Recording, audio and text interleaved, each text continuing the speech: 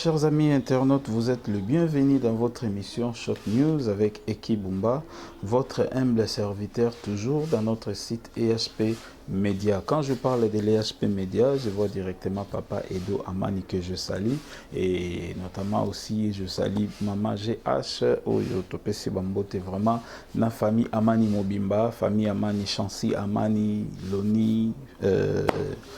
Manda, Bambote Nabino, vraiment Bino surtout Emmanuel, Bambote vraiment la famille Amani, Nyoso de partout, Tobo Sanité Guilin, Puna Nakatia France, Molongani, il y a Maman Mifi, Bambote Nabino, Papa France, Tobo Sanipete, Topesi Ombote, na Maman Rite, Place Bozwami, vraiment Bambote, sans oublier Maman Gisèle, donc famille Yango Ana Bambote Nabino, sans oublier famille Bumba, Topesi Bino Bambote, famille Basilepo, famille Botalima Bambote Nabino, place Bozwami, et puis Lelo, lokola bomesano, Toyambaka Basali Anzambe, Toyambi Moko, il y a un serviteur dédié Kouta na Mboka Irlande, na Mboka Irlande Oyo, à mon qui était à Kabola Nabiso Makanisi, Ndenge Tosalaka, notamment na ba Mama Lili, na ba prophète Jean-Luc Kamani, et puis na Papa Nabiso Blaise Monamao, Azwami Bongo na Belgique, et puis Bande Konyoso, Sœur Nabiso Micheline na Londres, partout yo pose Aliso Komoni, message moko ezali vraiment pour nous édifier peuple dédié, n'hésitez pas, appelez-nous. Tokoye bandenge nini ya kosala to évangéliser liloba ya Nzambe po ete alobaki ete tokomisa yango tina extrémité ya mokili yango wana tozoluka tosala ndenge makomi ya Nzambe elobaki pe ndenge ye moko Yesu Masiya atikelaki biso message pe ndenge ya kosala to évangéliser liloba ekoma partout dans le monde pe tosala ba union surtout oyo bazolanda biso ba disciples. Voilà, toko sololana papa na biso Jean Mbunga oyo azwami bongo na Irlande oyo abengami Listo ba ebele ba ebie na kombo ya messager oyo apesaka vraiment ba message na ba etando mususu notamment na mo Christo na Christo azali mwinda et puis moi ba place ebele. Voilà, lelo to yokaye awa na EHP Media to eba nini oyo alingi ko talisa biso pe nini oyo Nzambe a mettre et à cœur pour ayebisa peuple dédié partout dans le monde. Suivez cette image et puis tozonga tout juste après. Merci. Bien, la remercier d'abord premièrement le bon Dieu et puis la remercier aussi bien-aimé Aki Bumba na parole au Pessingaye et puis la remercier aussi équipe nyonso oyo na kati studio pe na bato nyonso bazali kolanda biso partout dans le monde. Que Dieu vous bénisse. Merci papa qui na musala ozo sala Nzamba bénir yo pe abakisela yo nyonso oyo ezali ya kozanga parce que osala musala moko ya monene na kati ya société na biso. Alors yango Nzambe apambola yo abénir yo apesa yo oyo ezali ya kozanga. Alors kombo na ezali le frère Jean na bengani mingi na serviteur de Dieu et de mingi aussi ba benganga messager. Alors nazali na message moko oyo na kopesa partout dans le monde na makambo ezokoleka surtout na kati ya monde na biso ya lelo. Alors so total na kati ya Bible na Job chapitre 33 eza na verset 33 chapitre 33 verset 14. Balobi Dieu cependant tantôt Dieu cependant parle tantôt d'une manière tantôt d'une autre et il n'y prend point garde. Nzambe alobaka na ba forme nyonso oyo kokolobake donc aparlaka na mutu na songe na vision na prophétie. Nzambe alobaka pe na ba signe oyo ezali pe alobaka na bato bazali koparle oyo bazali na parole ya sagesse pe oyo bazali na parole ya connaissance. Alobaka na banyama alobaka na babiloko nyonso etali oyo eza na mokili. Alors lelo na kwa na message moko oyo ezali ke na ko yimbola ezali na 4 songes oyo namonaki Nzamba alakisangi na propos ya oyo babengi coronavirus 19 oyo ezali kosala ravage partout na monde. Alors yango tobi ke na question bato bazali kotuna ezali mingi bazali kotuna question pourquoi ete problème yango mondial et source ya maladie wana euti wapi eza na question euti pa ya Nzambe to euti pa ya Satan et pourquoi Nzambe atika biloko wana manifesté et que ezali punition ya Nzambe to ezali nini parce que ça ba question oyo ezali kotuna ma partout na monde. Alors yango lelo ete soki na lobina loba 4 messages oyo namonaki na songe ezali quand même kopesanga courage na message oyo naokaki mosali na Nzambe monene oyo alobaki na biso oyo etangami na papa na biso prophète Jonathan. Alors nalotaki ndoto mibale nasaki songe mibale na kati na vision wana namonaki ba makambo mibale. Alors na makambo wana namonaki ta onayokoka message ya papa Jonathan obengi nani prophète alobaki papa Kimbangu abimeliye et que alobeli ba makambo sur ba maladie yo sir aza ko encourager biso yango ekozongisa ngaki ba biloko ngana monaki na kati ya songe ezaki message oyo ezali kokokana oyo na prophète na biso Simon papa Kimbangu amonaki. Alors toyebi ke na monde nyonso nde tomoni makambo za koleka tokeba tozala prudent parce que ça biloko moko eza physique eza spirituel parce que surtout bi spirituel tomoni ete il y a des grands présidents balobi ke eza ennemi invisible tomoni mosusu alobi ke toza na guerre. Il y a des grands hommes de Dieu ba grands leaders oyo tomoni baza na niveau ya mindele balobi ba mo oyo.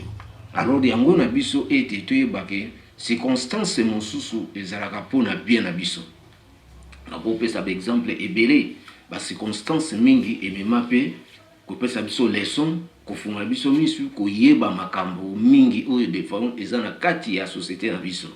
ete yango esengeli na biso ke vraiment tozala prudent surtout na baeko oyo ezobima bato bakomomela masuba bato bakomere moko basuki na kati ya Bible papa biloko wana nyonso toyebake baaction du diable bakiti en personne ndenge tokolobake na mbala nsima tokopesa suite aussi ya message ya prophétesse na biso babengi mama Jeannette oyo alobaki biloko wana tokolinga tosala na deuxième partie mais oyo eza première partie tozoloba si tokoexpliquer sur bandoto wana. Alors yango omoni ke biloko nyonso oyo tolobi lelo e communauté mondiale et pourquoi éco mondiale et biloko wana yaki pourquoi et pona nini lelo esala ravage na kati ya mokili. Alors tomoni na kati ya ba information ndenge tomoni atali na 2000 oyo tobengi ke l'an 2019 alobaki ke pandémie ekoya ekosala ekoya na mboka na mokili pona permettre basala donc oyo babengi instruire oyo ezali gouvernement mondial et ce mondele moka lobaka ngoke biloko ekoya ba épidémie ekoya de façon eko aider ba o ba grand leader ba tout monde ba simbi mokili et ko permettre bango ba inaugurer ba instruire ba sala o ba bengi gouvernement mondial. Toyebi mokonzi moko oyo abengami na kati ya église ya croix oyo azali na kati na Rome oyo boyebi alobaki nini je vais activer ce pacte à Rome le 14 mai oyo tobengi l'an 2020. Alors yango etende na répétaki bino na ngolo bino ke Trump alobi nini ennemi invisible tomoni président de France alobi toza na guerre contre qui. Alors tozomona keza bitumba moko eza physique et ezali spirituel eza physique et aussi spirituel parce que bat baza okufa malade zomona mutake au hôpital baza ko traiter ete yango te tolobi ke coronavirus ekobimisa ba révélation ebele pe eko tirer biso vraiment leçon na makambu ebele na kati na monde o soki penda tozui mayele te soki to tirer ba leçon te alors nyamakutu aleka biso mayele yango esengeli na biso ete pona ba africain ezali comme eongana kokoloba eza temps est proche donc temps ya libération totale pona ba africain mais pona ba mindele ezali ke Nzambe azali komettre bango en garde na makambo oyo bazali kosala na kati na mokili ete yango ete na biso na bino il faut tokota mabondeli makasi pona koluka ete moyen ya kosala tout il faut ko aider ba o baza innocent o baza na ba ignorance ba komi komela basuki bakomi komela bamasuba bazoyeba te parce que tolobi ke adversaire akiti ye moko ndenge tokaki mama Jeannette alobaki akiti en personne aye de façon aya koproduire asala bamakambo moko ya minene. Alors yango tokoparle na passage wana tokoparle na deuxième partie toloba pourquoi adversaire moko akiti et biti na ezali nini tokaki mama Jeannette expliquer biso nyonso. Lango pote toke na kati ya ko expliquer bandoto tolotaki ezali 4 ndoto. Tokobana na ndoto moko toko expliquer yango tokomi na mibale pe na misato pe na mine to expliquer bandoto wana ezali nini oyo namonaki. Soki tozwi ba Bible na biso tokotanga na Daniel. Tokoke na Daniel chapitre 2. Chapitre 2 tokobana na verset 19. Na verset 19 barobi na biso boy. Soki totanga babi ainsi le secret fut révélé à Daniel dans une vision pendant la nuit. Et Daniel bénit le Dieu des cieux. Dans verset 20, et Barobi, Daniel prit la parole et dit, béni soit le nom de Dieu d'éternité à éternité. En lui appartiennent la sagesse et la force. Dans verset 21, Balobini, et c'est lui qui change les temps et les circonstances, qui réverse et qui établit les rois, qui donne la sagesse aux sages et la science à ceux qui ont de l'intelligence. Dans verset 22, ce qui ça, il révèle ce qui est profond et caché, et il connaît ce qui est dans les ténèbres, et la lumière demeure avec lui. Ton verset où les animaux makasi soko tangi on peut pour nous faire comprendre en balobi les choses révélées les blocs ils allaient cacher bombama et puis balobi c'est Dieu Nzambe azali moto oyo était à changer à les temps puis na circonstances à ça la révèle c'est pris à établir baboa. Donc il faut que moni n'atteint les lots ezali tamoko o babengaka tamoko ya bouleversement. Ils attendent un bouleversement dans le monde, où tu bengi monde à ténèbres. Et surtout, il y a des politique qui paye ou tu bengi religieux, des pères spirituels. Ils ont un boulot, ils ont un cadre dans le monde, il y a un nene,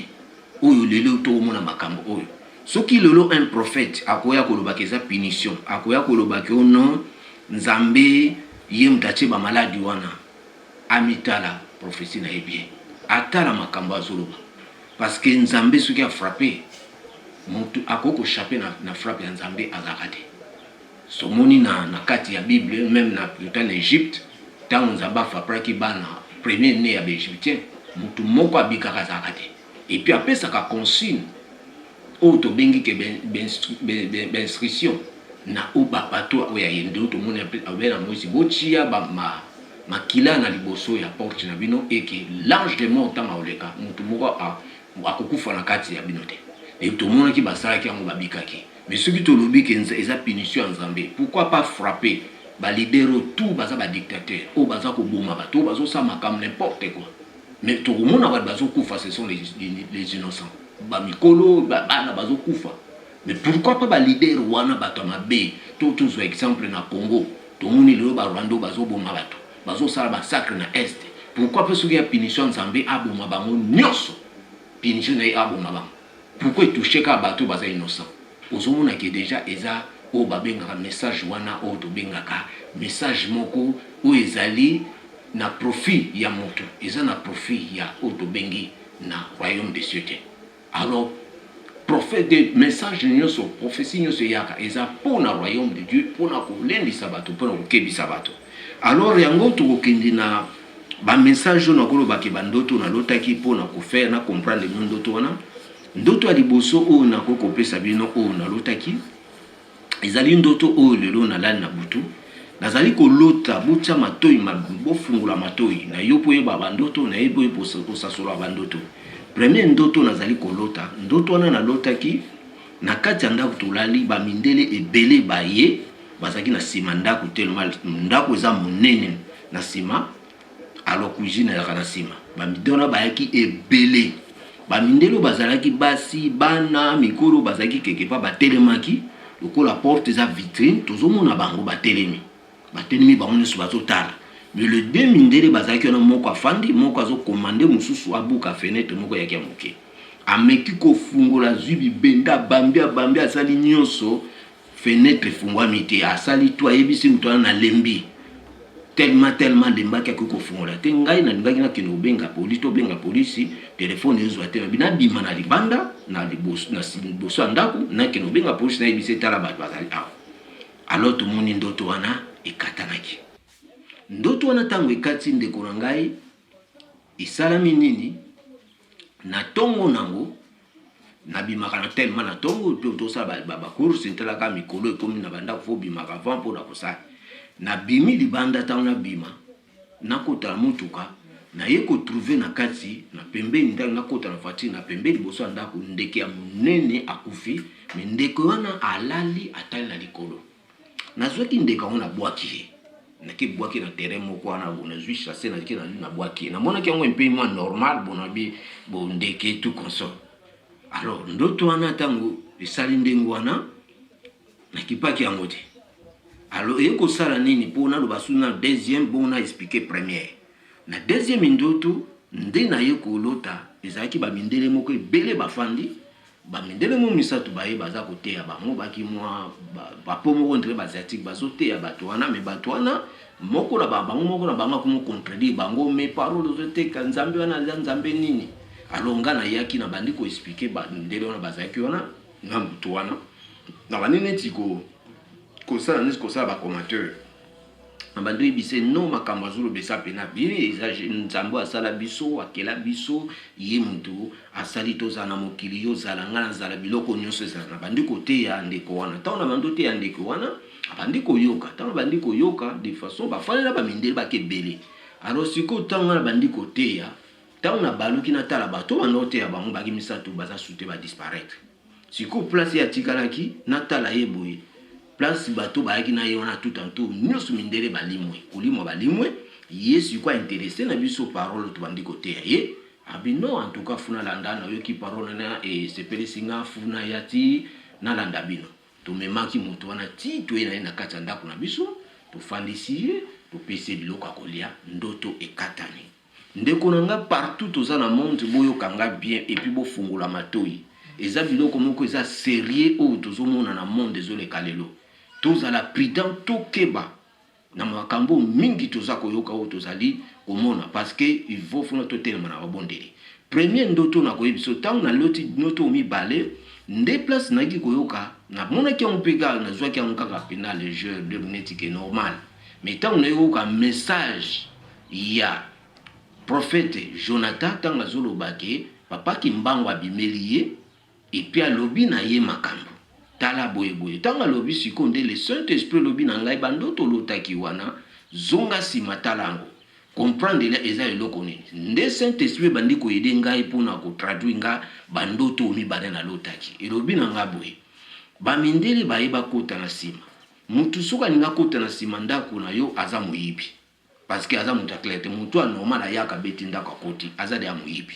Et deux, bato bayaki ebele wana mindele mona bafandaki bazobuka fenêtre to fenêtre nezaki vitrine bazota na bango neti bata obstacle nengezoleka donc engolo bakia neti population oya ba mindele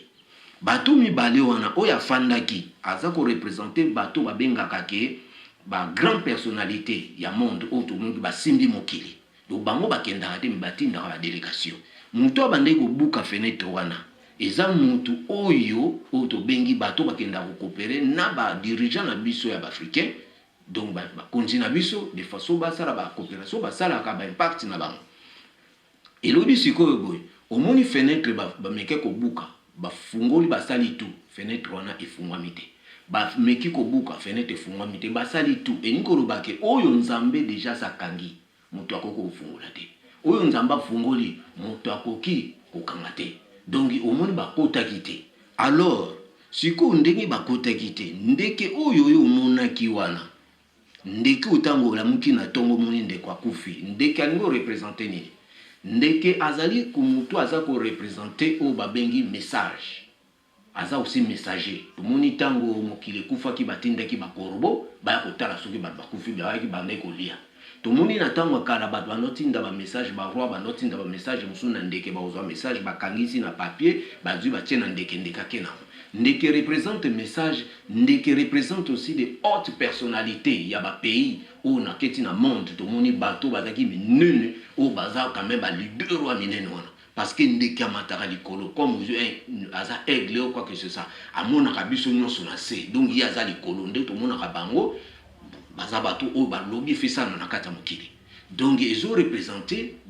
ba conduit à likolo o bato baza na porte ni ils ont représenté ba ko pesa yo message donc le message c'est que ngolo baké soki ba forcer ko buka porte wana po ba ko ba forcer ko buka fenêtre wana ba kota kité mais soki ba lobi ba forcer ba kota bango nyonso bakokufa donc ngolo baké ba leader o ya biso bazo coopérer na bato wana na bango bakokufa bango nyonso bakokufa loko bandeko na bakufi po batiaki ndeko na kufi donc elingi olobake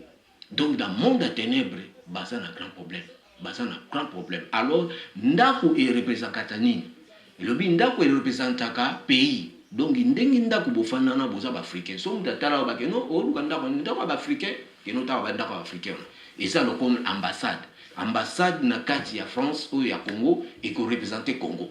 ambassade ya Angola na kati ya Iran et représenter Angola soko koti wana ya neto koti na Angola donc enungolo bake bazolinga bakota pays na bino na nini si ba détruire mais bazoluka ke na bazwa pays na no bakota ba des gens comme que et comme il temps déjà à fin tant na bango ekoki donc nzamba yebisi bango batika mais bazo continuer ko forcer ko kota wana ezali premier ndoto o ngana lotaki ndenge selon le Saint-Esprit expliquer ngana ndoto oyo soko yoka abe bandoto pe fanda yoka ndoto yo oko comprendre grandeur ya ndoto wana deuxième ndoto o ezali ke na loti o ndayibisa ke ba mindele ndenge na lobai na bino ba mindele tutei bango moko andimaki misusu andimaki te ba mindele o nyonso bako boya ko yamba Jésus bako ndimela Jésus te bako payer les prix na ba oyo ba dirigeant ba ambassadeur na ba mboko Afrique na ba mboka mususu pe ba pays pe ba mindele ou basali ba catastrophe ba ko payer le prix mais oyo ba koyoka parole ezali ni egungola kisani ni ke biso siko ba africain to kolesa mindele parce que to memaki mindele na ndako alandi biso pa yoka ki parole et puis to pesie biloko akolia donc et comme ndenge na lobi que le temps est proche pour na o bebengi Afrique donc biso siko nde to kolesa bango ndenge bango babane kolesa biso bazo ide biso ta mususa o ba ide biso na mbongo moko bo batindi ba biloko pona nini biso lelo siko futo ide bango komi siko temps ya reine ya o babengi ya moto mwindu yango moni balingi eloko wana esalema te d'une part bazana makambo na bango babengi mondialisation balinga sala o babengi gouvernement mondial bazana ba biloko bazo préparer pona retour ya antichrist mais entre temps ba yebi que ceux qui africains dominés bazoyi baki africain soka dominé et kozala mobulu po basala makambo susu pourquoi na lobi boy toyebi ke ba prophétie bima oyo to lobaki Congo ekomema évangile na monde mobimba ekomema évangile na monde mobimba alors ngapi nazwa vision na et répéta misatu 3 fois na loba nazwa vision oyo nobena na fandi parce que il y a des différents ndenge to pesa kwa message vision ezala comme ne to mi rêve ofandi boneti mutu na moi pe nozo mona likambo neti bimi le loko mozo mona likambo après mémoire nezongi wana to binga ngo rêve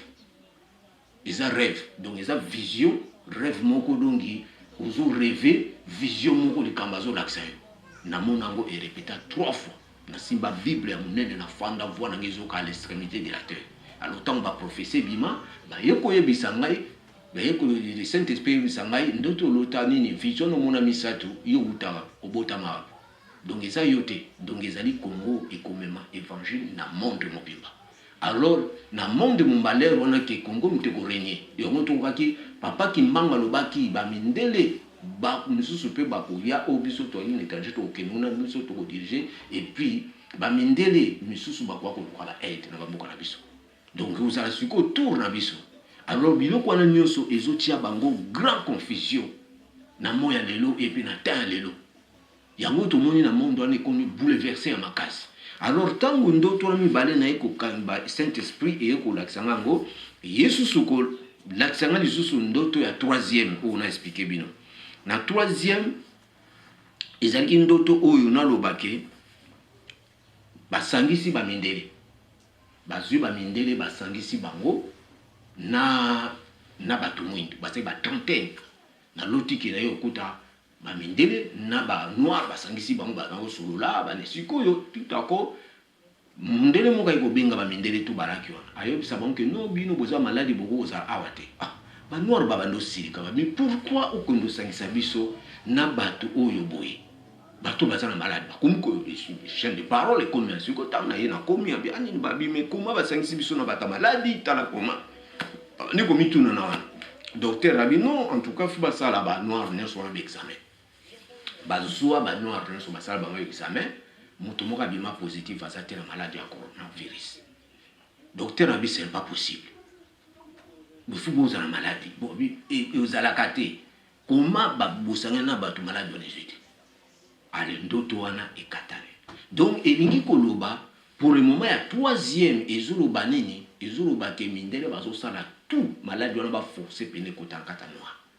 bakotisa mo pene akata noir donc ba mususu bandoku feza ba mort moko forcer za ba mort moko o baza ko fabriquer moko sala no tout de façon pour nani ba monike ezo frapper mingi pana ba yango tozomona biloko musu ezosala bazoluka na Afrique o babima babamemba ba vaccin na bagendo cha donc bazoluka parce que babiloko ezosalema basetandaki te ekozala côté na bango en masque na Afrique yango mona na Afrique ekozala mususu wa communauté to na souci Afrique pour na Afrique ko ezala catastrophe mais bomi tout na bino mo malade ne bandai na Chine soki bandaki na Chine ba chinois batonda mingi na bamboka na biso et puis bazo investir mingi. Nos mamans, il fallait qu'on frappe par Nabiso. Mais pourquoi ils ont frappé par Nabiso à Watoile na Bero et puis dans l'Amérique et tout ça. Donc, ils ont bablo comme monde de retour à l'expéditeur. Makambo basalaki et zongeri bang. Ndeki basailaki et yaki ndengi bakokaki kosalate. Donc, ils ont zambé à baloli makambo. Alors, ils sont la biso to comprendre babite que noir au koufate parce que soko zu problème moko bondeko partout en Afrique ou en Europe. Aux yeux et problèmes mon connaît santé to mutu ça lui passe mais là qui ça la prière mais la maille fanda constaté ce que cas est combien ni no kokende mais qu'on go ken hôpital pas en pambate parce que ça tamoko autobingi ça difficile et ça tamoko vraiment et ça dur parce que moni bango bazoluka ba convaincre bande bana na bango et puis peuple na bango parce que mingi ba komi tout na mindele pourquoi l'Afrique pena to yebi ba conditions sanitaires les apena makasité mais malade on les ont frappé biso toi ba komi ko tuna ba question yango zo mona makambo nyonso zo yao ba vaccin ba ni tout ça ndeko nanga pai to zali to telema na ba mondeli ta to telema na mabondeli prophétie oyo yaki na monoko ya ndeko na biso o to bengi papa Jonathan eza prophétie moko oyo eza piloko eza vrai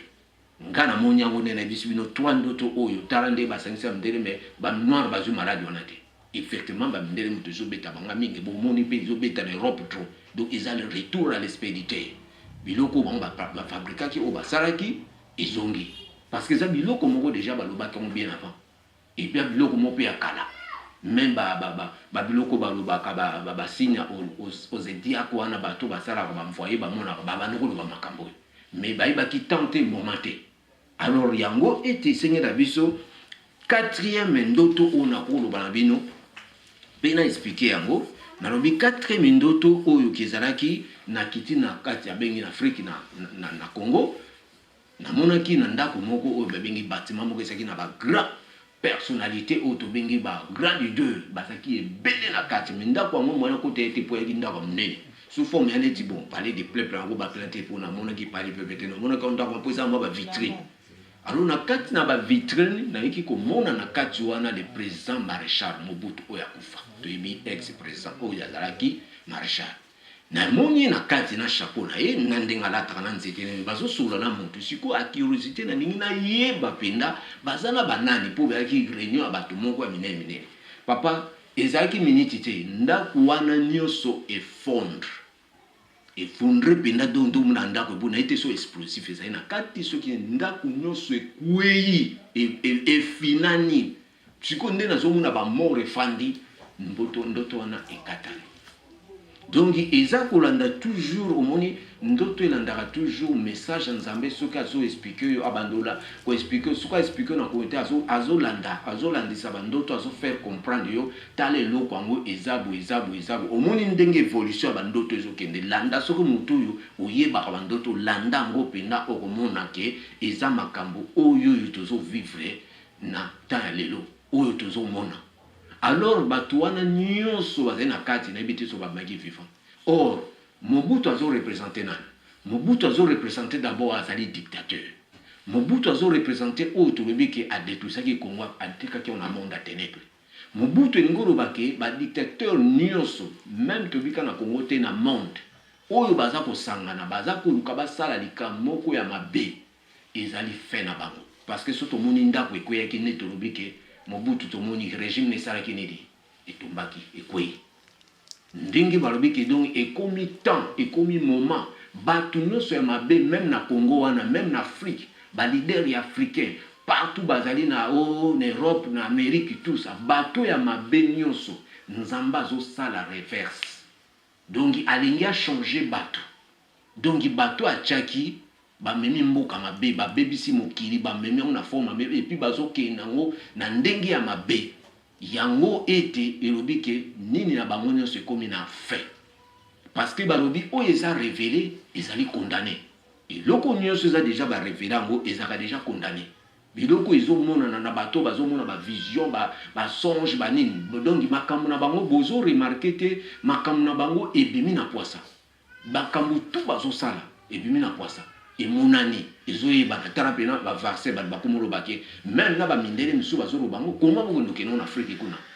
batu bazokufa ebele olekina bocha batu batonga awa bo batu bokanga malade yango mebolunga bo même en Afrique. Donc nombre ba pesa ki bango na monde à ténèbres nanu ekokite et puis ba tâche ba pesa ki bango bazana difficulté à makasi yango moni ba situation o eza ko causer mais toyeba sur certain papa comme tant que o to bengaka tant o to bengi ya biso surtout les Africains et ils attendent rien et puis ils attendent ya fin o nzamba nga changer batu nyoso mabe atia batu o mususu yango zo mona fin na bango ekomiana bazana bouleversement bazo bate nini eloko basala yango zo comme mususu robi eza ennemi invisible azo signaler que eza ennemi invisible soko ki ba terme mususu azo lobake lumière eza na kati ya tunnel donc ils ont makamoko flou bato même bato non bazo comprendre te mais ça biloko spirituel mais ça aussi manifesté na physique alors nous sommes encore tobi que ça nous pepe à dragon ezali dragon en action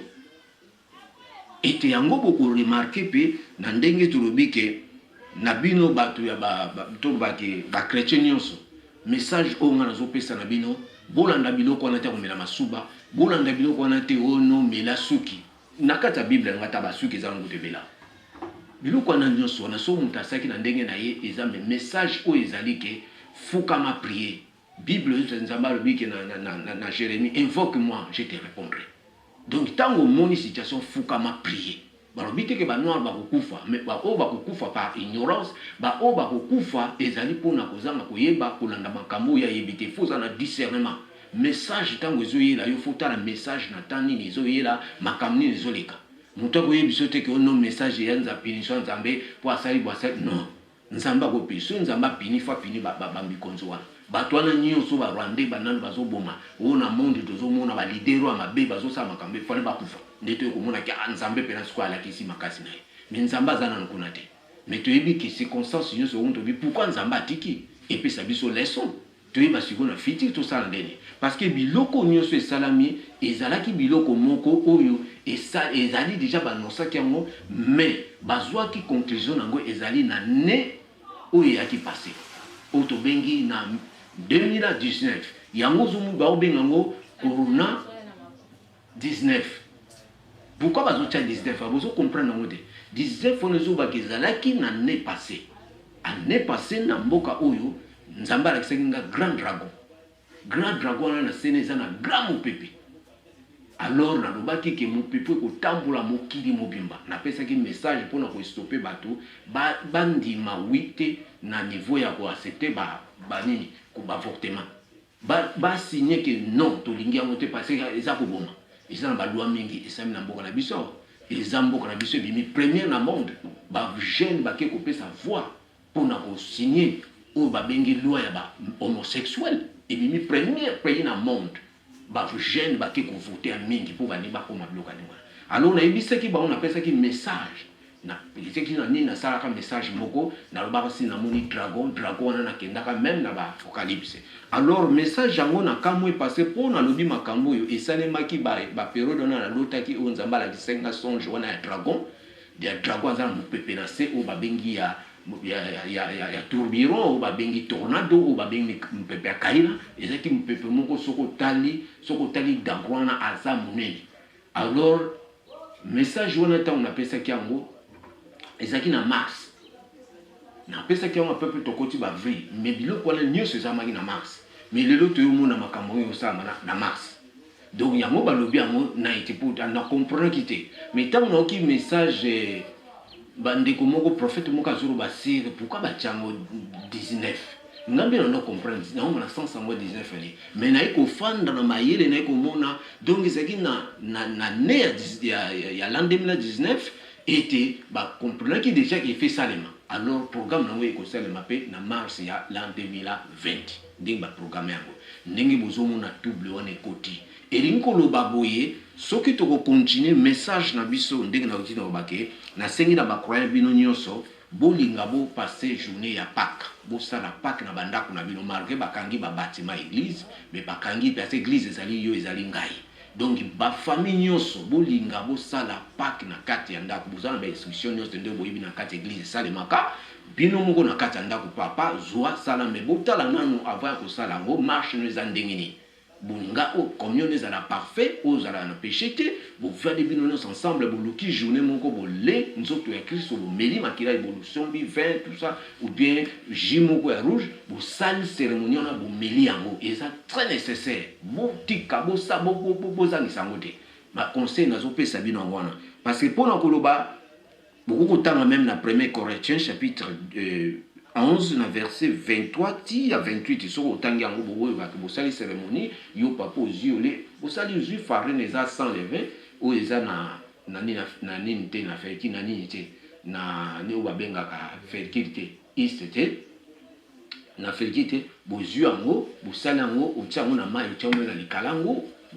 okalingi yango mwa moke ebele ozwi otie pembeni bozwi vin na botie boprie bofanda ensemble na ndako bopase cérémonie wana eza nécessaire na temps où tout passé ça batam moko difficile pas que racheter le temps car les jours sont mauvais et ti yango nazo senga na bino ba croyant nyonso ba chrétien boza na monde toza ba tout tellement na babondeli eza batam bla qui était parce que ndenge to lobaki na deuxième partie to koloba siko partie oyo babengi partie et pourquoi oyo to bengi que dragon en action et pourquoi les autres qui sert na biso le prophétesse Jeannette alobaki na biso nini ke aye en personne nansi bato mingi ba confondaka mona personne na ke ono de ya ça ne déjà na mokili non eza différent omoni mutu soki batindo tâche na monde à ténèbres ezaka batam moko di bapeso tâche moko ezo simba te omona mutu ana fa évoquer wa yose il faut ye moko kita po ye moko soka kiti akwana ba force mususu po olonga makambo wana eza ndenge to lobiko boko remarquer pourquoi na lobiki akiti na kanda yango na baki mo pepe wana tornado na lobaka na ba message moko ane passé na baki mo pepe wana ko tourner na mboko pe ko tourner partout na monde et ko ça la ravage na lobango makambo lelo na monde ba niko sema mais makambo prophétesse o ya lobaki message wana pesaki eza vrai mon pepe wana moto akiti dragon pena kiti parce que tout que na apocalypse balobi aza dragon balobi aza ancien serpent.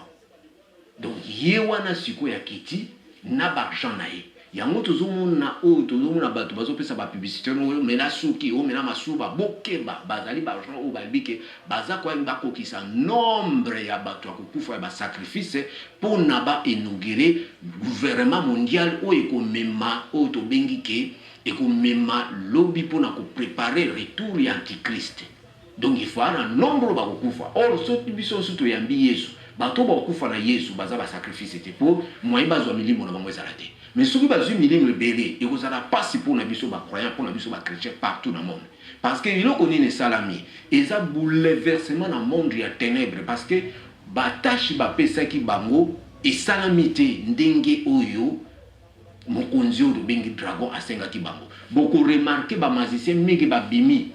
na ba bloc magie ba pesi ba témoignage. Boko remarqué bato mingi ba pasteur to yoki ba nosa miracle ya lokuta makamna monyoso e révessé. Boko remarqué bato musu ba pesi ba témoignage ba bimi na ba monde ténèbres na makambo ko facile difficile. Donc boyebi ke makambo mingi ba pesi ki bango ekokite. Alors le point nini o to kolobaki aye na kanda aye po accomplir mission wana. Alors nenga on accomplir mission wana soki so tena na prière et kosimbate parce que eloko eza ko empêcher bango nini eza église. Or na kati église eza na difficulté bazana nini. Le difficulté bazana ngo il fallait mokonzi o to bengi ya église ya croix o ba bengi na kati ya Rome. Il fallait asangisa ba église nyonso ekoma ini. Or et ça c'est difficile parce que réveil et bimi si ba mayebo. Donc l'église bimi est belé. Si ko moyo identifier l'église mosusu ezate. Eza ya faux na ya vrai. Mais si ko oyo ya vrai ko gango baza ko ganga yango moni puissance wana e bomi babiloko ebele. Donc si ko eloko nini basala il faut bazwa église. Baya bafandisa ngo na place ya faux prophète. Elinko loba nini? Na vision na mona kitangu na okiba makambo nyonso. Tangu na yoka message ya sœur na biso Jeannette, na meki ko kende place na monaki ndoto o na lotaki songe ya dragon. Na telemi côté ya na dragon zalaki, na tracé natali église ezawana rompo ezawana. Dragon zali a. O na tracé ligne et sali triangle. Na kati ya triangle bolanda siko na kati ya bengi na Apocalypse. So totali na Apocalypse. Botani na Apocalypse. Bokomona makambo ote nazali ko banabino. Na Apocalypse so totangi tokomona eza ko pesa biso moi message moko ezali na kati wana ke na Apocalypse ezali ko pesa biso ndenge nini oto bengi dragon azali ko manifester ndenge alini alingi kosala ete pour azwa église en otage. Alors ezali oto bingi ezala deuxième partie où on a parlé sur le message à deuxième partie à dragon en action. Ezali oza kosala ko correspondre na message ya sœur na biso Jeannette passé na ndimbola ona lupenani so na si santé pour la deuxième partie. Donc la deuxième partie wana na expliquer mission na ye ezanini. Mission à diable yemoka kiti pourquoi et pourquoi azana kanda et pour na nini vous comprendre que makambo ekomi mondial mais ça mondial était parce que na Afrique peneza biloko wana ezoko tapena teza pena nini te bazo c'est yango et puis bazo luka moyen nyonso donc ndenge ça les abattaches mo ka difficile yango na bibo ko remarquer ba makambo mingi oyo adversaire ngaka sala et salami bien te batu mingi babimi makambo na bango ezo reverser partout to yebi déjà makambo na bango. Oh balobaka déjà moni moto amabesuka nga boma yo yebiye tondo ke so o rêver makamna ye pour puissance ne silaka. Alors yango moni yemoko grand-mère akiti yemoko siko ya ye. Alors ti tozo mona ba konzo musu bazui maladi wana musu ba kobika ba okufa na bango te musu ba kobika so poza fo provoquer eza punition o ya a mettre bango en garde ala kisi bango na bino soki bo continuer na koboma bino. Donc yango ete soki mutu ayeli bino message alobaki non omoni message oyo eza nzambe penda apini ba biso parce que totosaki te. Non, nzambe apini te, nzambe aza na business te, aza na bafere te. Nzambe nde azolakisa biso siko atiki yango po bomona ke donc Jésus-Christ a gagné et puis le monde échoué et puis ba des gens biso ba échoué parce que ba kepa la mutu moko oyo akoki osala bango kamalamu te. To yebi que diversaires gens disent voler ne vient que pour dérober, égorger et détruire. Abebisaka, ye abomisaka te. Et tant yo kepa na ye be kozala toujours catastrophe. To mona mutake na kisi bada mona o mona wasala accident, o kuna kufi, o papa to mona mutako mi doublé. Ndenge tiko toza doublé parce que bazana bazwe beloko basala te, donc ba perdre contrôle.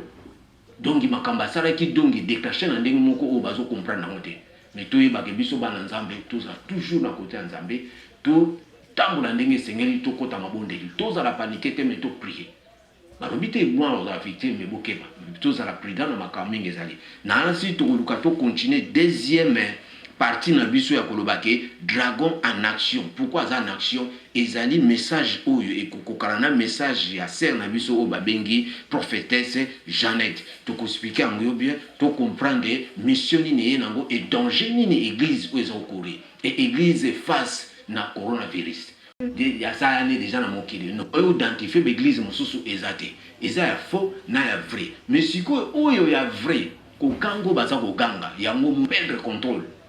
Donc makamba sala ki dongi déclencher na ndenge moko o bazo comprendre nango te mais toyebaka biso bana nzambe tozala toujours na côté ya nzambe totambola ndenge esengeli tokɔta mabondeli tozala panike te mais toprie balobi te mwana ozala victime mais bokeba tozala prudent na makambo mingi ezali nansi tokoluka tocontinue deuxième partie na biso ya koloba ke dragon en action. Pourquoi aza en action? Ezali message oyo ekokokana na message ya sœur na biso oyo babengi prophétesse Jeannette. Tokoexplique yango yo bien, to comprendre mission nini ye nango et danger nini église oyo eza okourir. Et église face na coronavirus. Tokoparler nango na deuxième partie pour na kolendisa bana nzambe partout na monde boza na kolega te ndenge papa kimbango alobi ke boza na kobanga te maladi wana pona bino te tango boza na père ya kobanga okomi kolenga linga osala boy tout ça okozwa maladi parce que balobi ke o babengi la crainte panique wana mo tango moto na kobanga dongi adversaire ko profiter toyebi nini même botosa mibeko bapesi sukula maboko na yo ozala distance nyonso na bosala na bino mais bapesa o vaccin oyebi te non prier Jésus-Christ c'est notre vaccin parce qu'il est déjà gagné il est alongi azali prince de la paix et te yango te nakanisi tokoyemba nzembo moko tosala prière to prier mpona bandeko mpe baza na badifficulté oyo bamaladi wana etendre bango toyebi ke avec Dieu nous ferons des espoirs. C'est lui qui guérit toutes les maladies parce qu'il y a yebi lokoanate akokeri mais oyo nzambe soki apinir mutu jamais akoki koéchapper na frappe ya nzambe yango tokomona biso na fin na koyemba nzembo mpona koloba ke na ndeko na biso papa Aki vraiment merci na temps oyo ozwi mpona kopesa ngai napesa message oyo na kati na site na bino mpona kobéni peuple de Dieu partout nzambe asunga yo na oyo nyonso difficulté ozopase nango ete mwana azalaki malade me nzambe asunga yo apeswa baction ezala kozanga mpe na baekipe nyonso mpe na bato bolandi biso bozala na kobanga te bozala toujours connecté. Dieu aza mpona biso, Dieu est pour nous. Si Dieu est pour nous, qui sera contre nous? Sur personne. Tokoyemba mpe toko clôturer et puis toko continuer deuxième partie ce qui nzambe apesi biso sur opportunité ngona.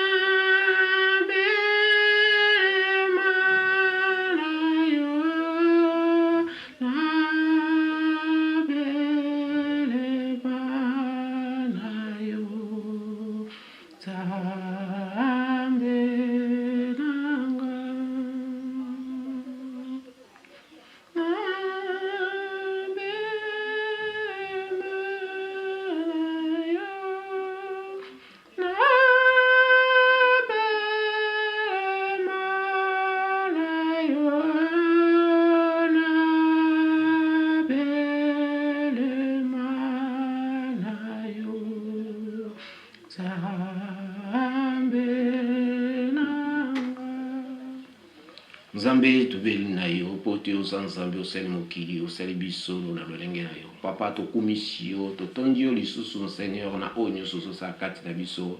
mpe na bamessage nyonso ozolakisa biso à travers basonge bavision baprophétie na basali na yo oyo te baza koloba vérité oyo bazobimisa solo mpona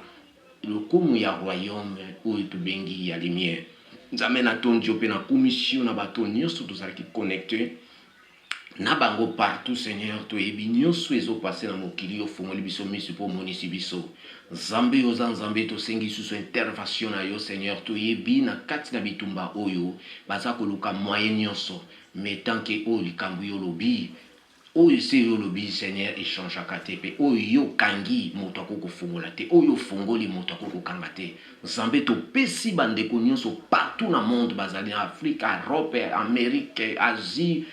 partout Seigneur Océanique partout oyo bazali Seigneur oyo baza na difficulté Seigneur tika loboko na yo esimba ebimisa bango mpe na bandeko bazali kokenda bakati na bahôpital oyo bazolinga batia bango biloko mabe Seigneur tika makila Yesu ezipa bango tosengi mbula ya makile beta partout Seigneur ebimisa misala wana pete osi obimisi misala wana na poisa partout oyoki batémoignage ya bato ya ndenge na ndenge monguna akomi na suka me topesi badirigeant na biso na maboko na yo ete baza kofonse na makambo ya mabe nzambe oyo balingi bateka batrahir peuple na bango Seigneur tika yo za nzambe po te oyo solobi ekosalema papa topesi bandeko nyonso na maboko na yo mpe topesi na mabota nyonso partout nazali na maboko na yo tika nguya na weleka tika puissance na emanifeste po misala nyonso ezali ya mabe ya soloke beba na kombo na Yesu tosengi nyonso na kombo moko oyo ezali ya Yesu Kristo aza mobikisa biso